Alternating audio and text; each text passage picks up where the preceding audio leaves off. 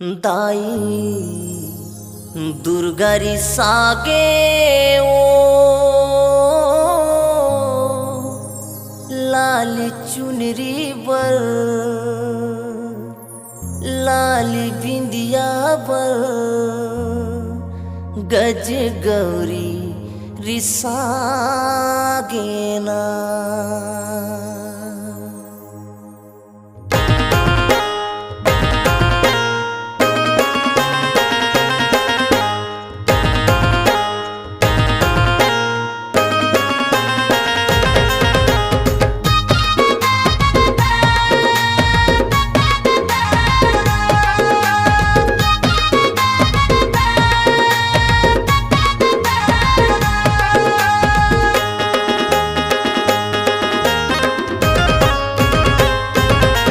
ताई दुर्गारी सागे ओ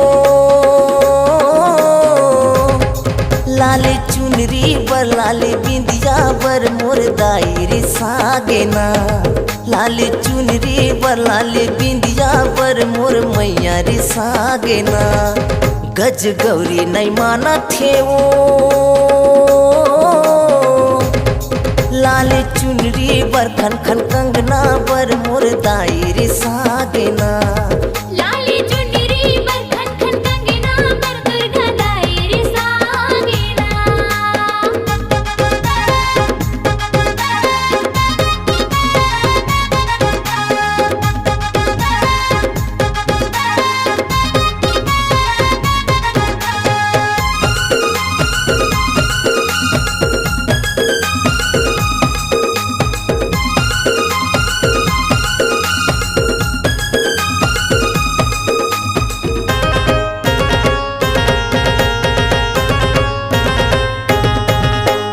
जगमग ज्योति चारों कोती माँ चंदन पिल्हुड़ी सजावाओ।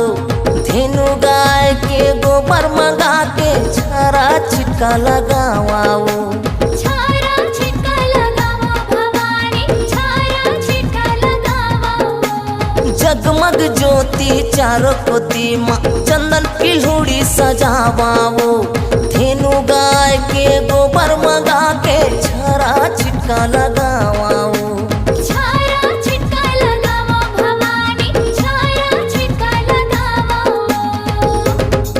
दाई दुर्गारी सागे ओ मुंगरा गजरा बना के नथली बर मोर दाई रे सागे ना।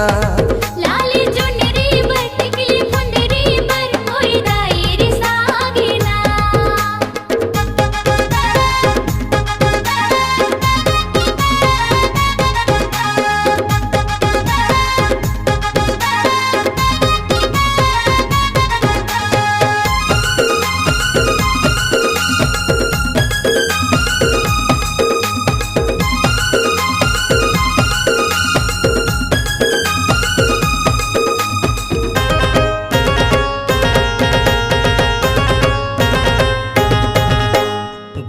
कपूर जनेऊ जवारा गंगा जल कलश बैठावाओ।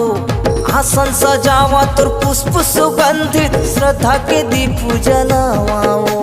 श्रद्धा के दीप जलावो भवानी श्रद्धा के दीप जलावो।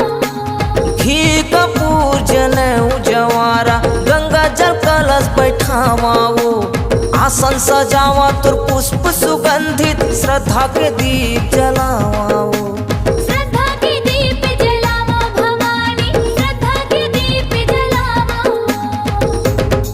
दाई दुर्गारी सागे ओ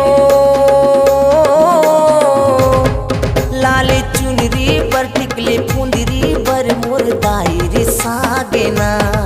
लाली चुनरी बर टिकली फुंदरी बर मोर दाई रे सागे ना। दुर्गा दाई रे सागे ओ लाले चुनरी बर लाले बिंदिया बर मोर मैया रे सागे ना। लाली चुनरी बर टिकली फुंदरी बर मोर दाई रे सागे ना। मोरे दाई रे सागे ना। महामाई रे सागे ना। गज गौरी रे सागे ना।